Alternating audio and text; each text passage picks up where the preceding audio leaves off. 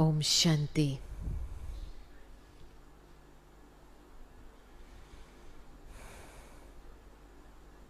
क्या सुनना है आज आपको?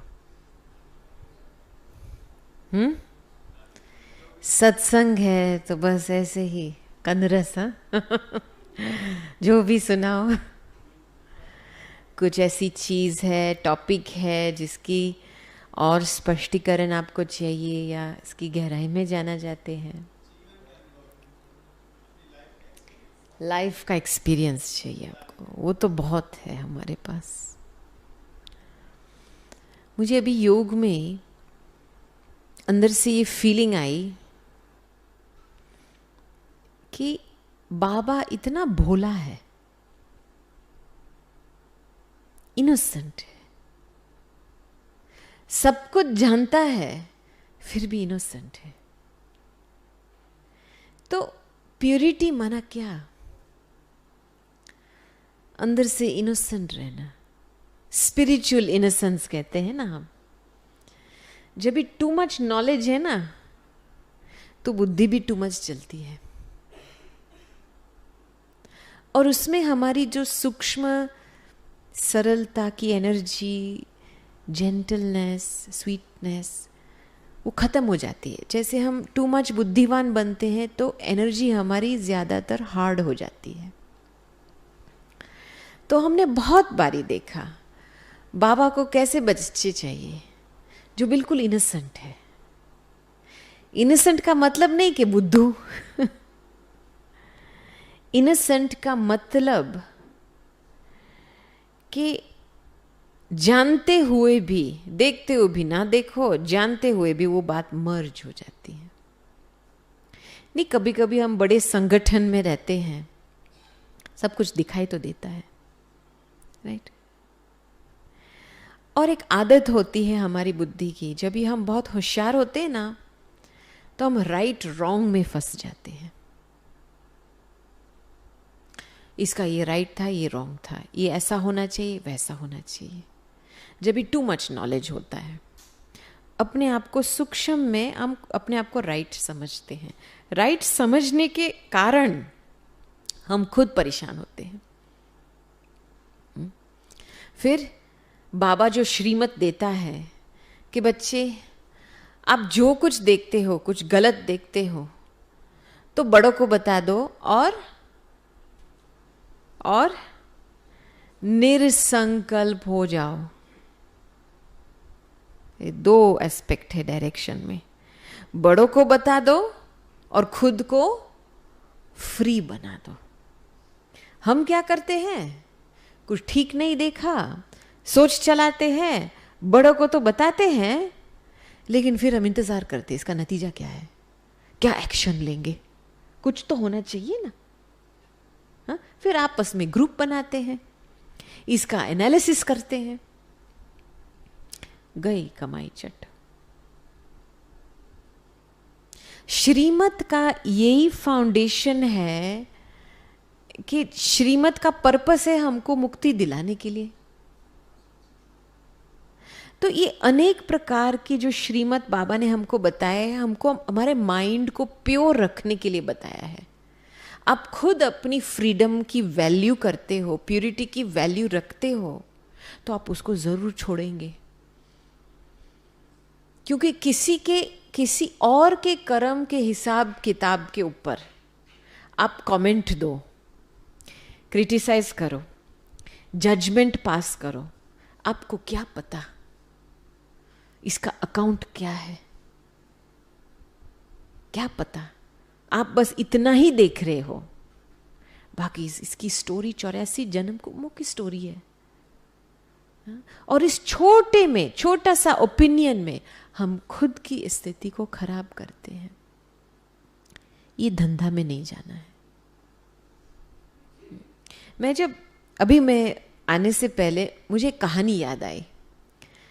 हमारी दादी इतनी स्वीट है, भोली है, सभी दादियाँ ऐसी है, लेकिन दादी जानकी को एक बारी हम मॉल में लेके गए थे, है ना। विदेश में बड़े बड़े मॉल होते हैं, चमकती हुई मॉल्स होते हैं, शॉप्स बड़े होते हैं। तो हम दादी को व्हीलचेयर में बिठा के मॉल में लेके गए। बहुत लंबा मॉल था, तो एंट्रेंस से आए फिर एग्जिट से निकले, कम से कम 20 मिनट तो लगा। तो रास्ते में दादी को सब कुछ दिखाया। तो लास्ट में जब हम मॉल से एग्जिट हो रहे थे तो दादी ने हमको फिर इकट्ठा किया और हमको इतनी मीठी प्यार भरी दृष्टि दी और बोला, अरे मेरी बिचारी बहनें, देखो कितनी मायावी दुनिया में रह रहे हो आप। बहुत दया आया दादी को, क्योंकि इतना सब कुछ चमकता हुआ देखते हुए भी। और फिर मुझे दूसरा जो इंसिडेंट याद आया, हंसी वाला था। हमारा जो लंदन का बलवंत भाई है ना, आप जानते हो बलवंत भाई को, हमारा पुराना भाई है, वहाँ का मेंटेनेंस देखता है सब कुछ। तो उसका बहुत शौक था कि मैं मैराथन करूं। वो मैराथन होता है ना जिसमें वो दौड़ते हैं, 10 किलोमीटर का मैराथन होता है, 1 माइल का मैराथन होता है, 5 माइल का।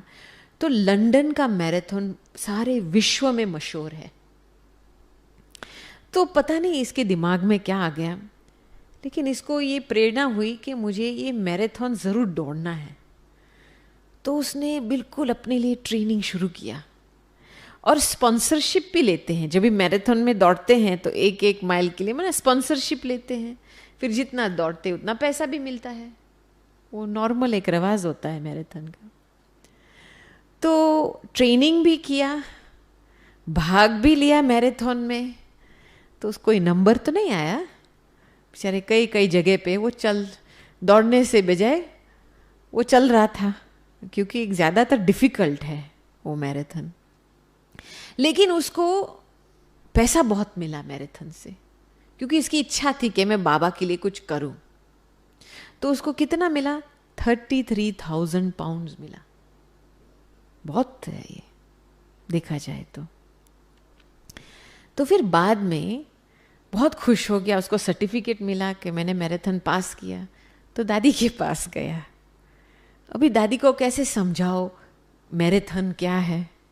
मैराथन का शब्द कोई है क्या हिंदी में? नहीं है ना। तो हम दादी को एक्सप्लेन कर रहे थे, दादी इसमें हमको दौड़ना है। तो दादी पूछती थी क्यों दौड़ना है, ये रेस है तो क्यों दौड़ना है, इसका मतलब क्या है? तो फिर बलवंत ने बोला हम पैसे के लिए दौड़ते। तो दादी ने उसको ऐसे देखा, बोला पैसे के लिए दौड़ते हो, ये क्या? हाँ? फिर बलवंत बहुत खुश हुआ, उसके हाथ में पैकेट था 33,000 पाउंड। दादी देखो मुझे ये 33,000 पाउंड मिला दौड़ने से। फिर दादी लाइट बल्ब ऑन हो गई। दादी ने बोला अच्छा, अरे मुट्ठा तुम और 3-4 बंदे को भी साथ में लेके चलता ना। देखो स्पिरिचुअल इनोसेंस माना बुद्धू नहीं। जो बात में फायदा होता है उसको मल्टीप्लाई करना है। इतना हमको हंसी आई उस समय। बलवंत भाई को बोला अरे मुट्ठा और 2-4 को लेके जाता ना साथ में। तुरंत बुद्धि पकड़ गई उसको। तो आगे के लिए इशारा किया, मैराथन में अकेले नहीं जाना। तो मुझे ये क्यों स्टोरी याद आई, क्योंकि मैंने देखा कि जो हमारे न फायदे वाली बात है, जिसमें हमारा कोई फायदा नहीं है, उसको छोड़ना माना इनोसेंट रहना। Very simple. हाँ, जो बात में मेरी फायदा है उसको ही उठा करके चलना है, ये हमको बहुत इनोसेंट रखती है। भल लोग हमारे पास आएंगे, अरे बहन जी आपको कुछ पता नहीं है, ये पता नहीं है ये कैसा है, हिस्ट्री पता नहीं है, एक्सपीरियंस भी नहीं है। ठीक है, मुझे पता नहीं है, अच्छा है ना, अच्छा है ना। कुछ किसी का पास्ट आप चित्त मन में रखो, वो अच्छी है, अच्छा है क्या? बाबा हमको इसके बारे में श्रीमत देता है। इसलिए जितना हम अपने आप को न्यूट्रल रखते हैं ना, उतना तक बाबा हमको यूज कर सकता है बेहद की कार्य में, संबंध को जुड़ाने के लिए यूज कर सकता है, क्योंकि हम न्यूट्रल है अंदर से। हमारी न्यूट्रलिटी जब खत्म हो जाती है, दो प्रकार से खत्म होती है। एक तो हम इम्प्रेस हो जाते हैं, प्रभावित हो जाते हैं। दूसरा, नफरत पैदा होता है किसी की तरफ से, डिसलाइक, वहम भाव पैदा होता है। तो ये दो वजह से हमारी इनोसेंस गायब हो जाती है और हमको अंदर से खुद अच्छी फीलिंग नहीं आती है हमारे प्रति। योग भी नहीं लगता है, अच्छा नहीं लगता है अंदर से। तो मैंने दादी को बहुत ऐसे नोट किया है। लंदन में जब दादी जी शुरू आए थे, कौन था? कोई हैंड्स भी नहीं थे। दादी अकेली अकेली बस में घूमती थी। दादी ने ये ज़रूर किया था, टेनिसन रोड में 5 साल, मैं समझती हूँ 5 या 6 साल करीबन, दादी जी ने किचन ले लिया था।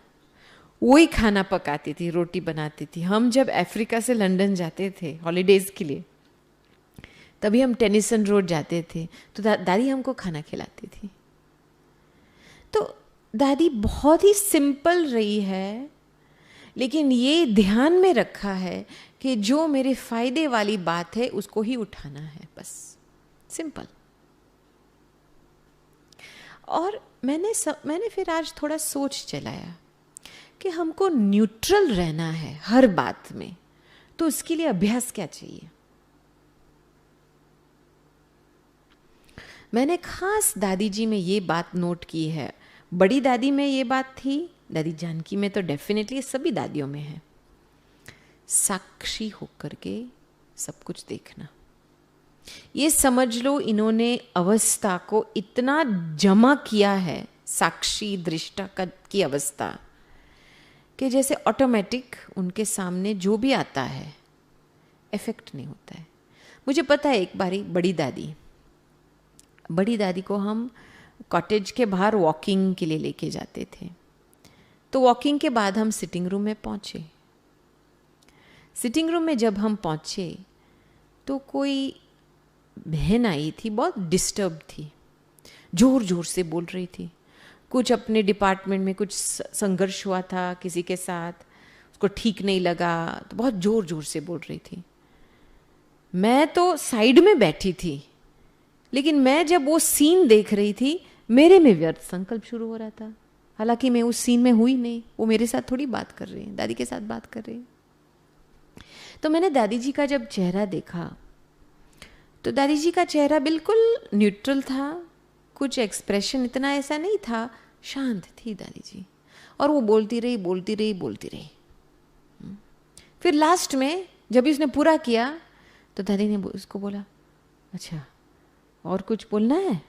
नहीं, बस एप्पल लेके दे दिया, उसको रवाना कर दिया।